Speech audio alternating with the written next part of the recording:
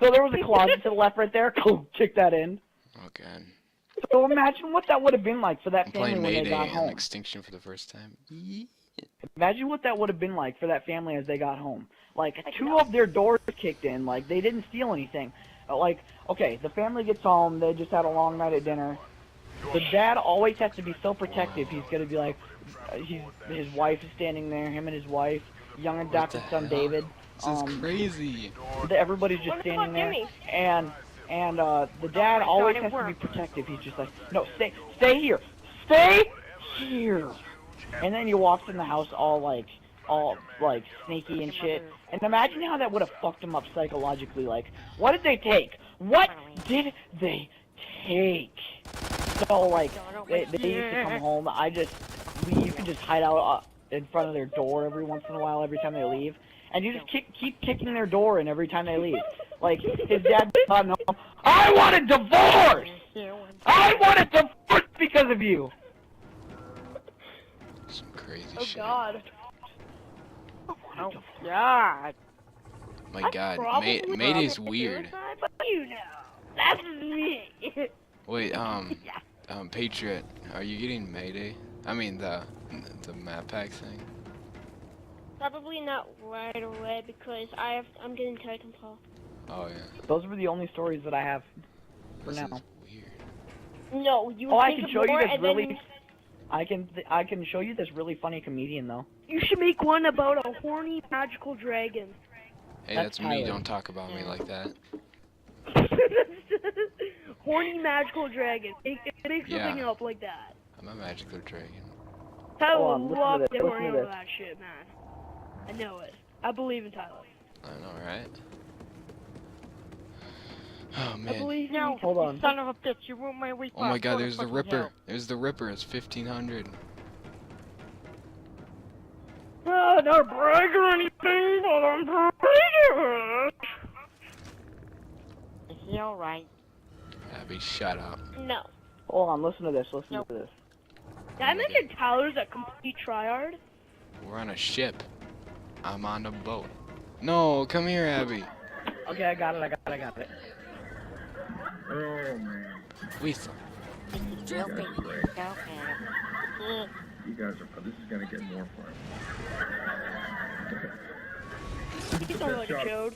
Job. I do. It's like one of those things where it's like, you gotta love your job. So many of us have horrible jobs. I think the worst feeling Abby, come here. is when you wake up late for your job. Especially if it's a shitty job.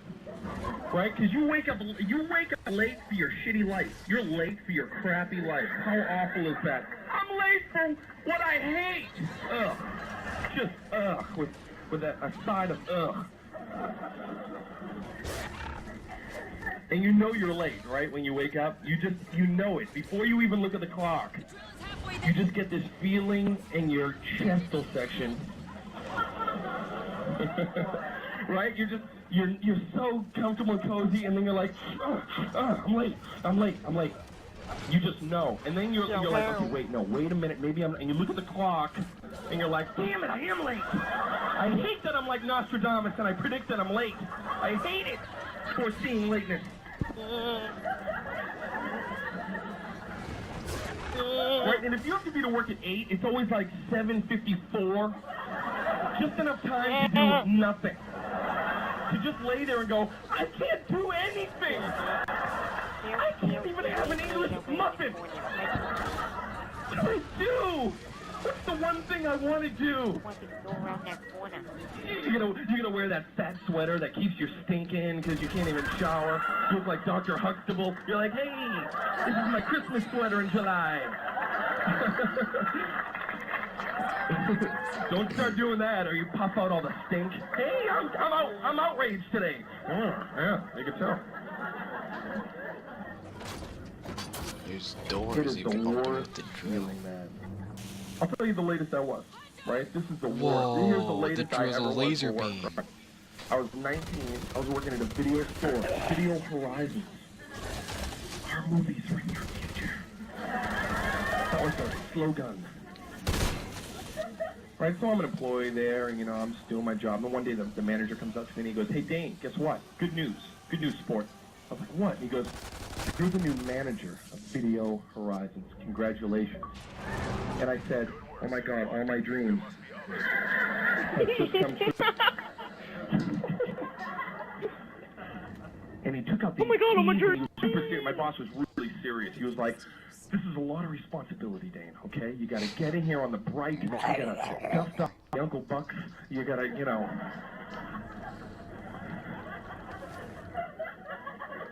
And he made me nervous. He was telling me stuff. He like leaned in, like he leaned in with his hands up, and I'm leaning in with my hands on my knees, like we're going on a fucking treasure hunt together or something. It's like, "All right, where's the map, Huck?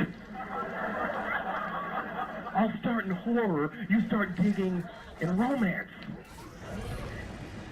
And he got all serious. He was like, "All right, seriously, Dane, tomorrow's your first day, Friday. It's a heavy day. A lot of volume, a lot of units coming in and out of here." I was like, okay. And he goes, "So make sure you get in here on the bright, okay? Open the store, be in here by 8:30, have it open by 9.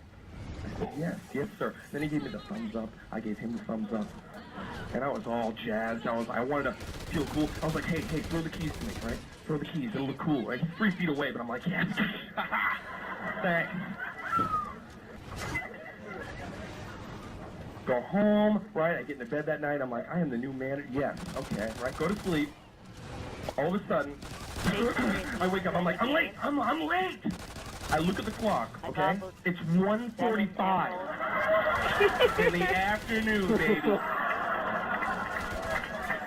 That's like 5.5 hours late.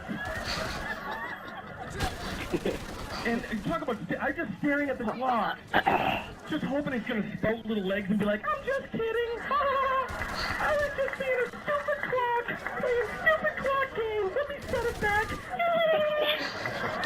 Don't do that, clock. I don't like when you play stupid clock games. But it did not sprout little legs. I just laid there, swearing at myself. Here's the thing, there's no excuse for 5.5 hours late. There's always a good lie when you're 15 minutes late. You can walk in, "Hey, wow, I am so sorry that I am 15 minutes. Did you, my muffler was in a spark set a woman's sundress on fire, and I had to go over in a human blanket, and that's why I'm late. I am sorry I'm late. I was shot in the head. And then I had to have laser corrective surgery so the scars wouldn't show. You can't see the scar, but I was shot on the way to work." No excuse for 5.5 hours late. He was waiting there for me. He's like, "Where were you?" And again, I was like, you know, I forgot to dress. I'm nude. I'm like, "Hey." I'm nude. Yelling at me, but they're so good. I was trying to come up. What's a good 5.5 hour late? Except, "Mark, did you hear what happened? The circus animals that got loose and took hostages? I was one of the hostages. His bells were dancing on my chest."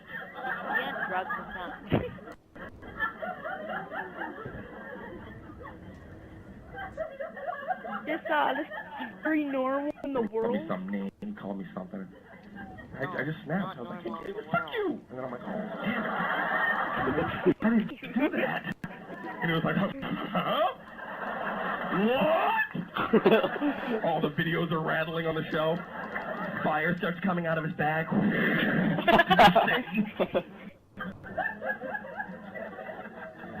And all I'm thinking, shit, I'm going to get a horrible reference. There goes my goddamn reference. But then I thought, fuck it, since I'm going to get a bad reference, I might as well beat the shit out of him or something. Take a crap on his chest. Continually neck, right? Who's going to believe that if they call for a reference? "Well, he dumped on my chest, and then he couldn't speak continually in the neck. If that's the kind of man you want to hire." And they're like, "You got the job. You're right, he is a Looney Tune. Welcome to Kinko's." I just wanted to snap on him, take a shit on his chest. I'd hire him. I would have done that. Gonna find out right person. It is brutal. It really is. When you're in the wrong, it's not a relationship. When you're with somebody awful, I call that a relationship. Okay, he is really starting to scare me now. This one starts up fast. You with that person, start arguing about nothing, right? That's the thing. You start getting in the weirdest. You're trying to find things to argue over because we can never just be adults and look at each other and go, hey, you know what? Hey, come here for a second. We're fucking over, aren't we? All right, you go that way, I'll go this way. It was a good time. No. Instead, you're like, let me just stick around for 5 or 6 years and then we can end this thing violently. Let's do that. Girls, you will stay in a relationship for years with a guy that you don't even like.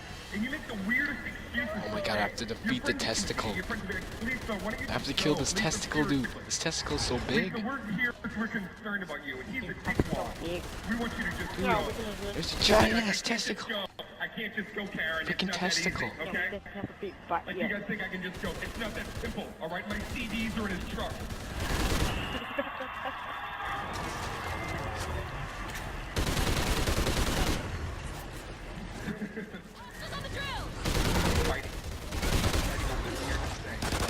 Weird stuff, right? Honey, why don't you put the fucking DVDs in order? I want to watch it. This shit's all scrambled up because you're a fucking retard. Why don't you put these in order? In order! Now fight me for 3 days because I'm bored.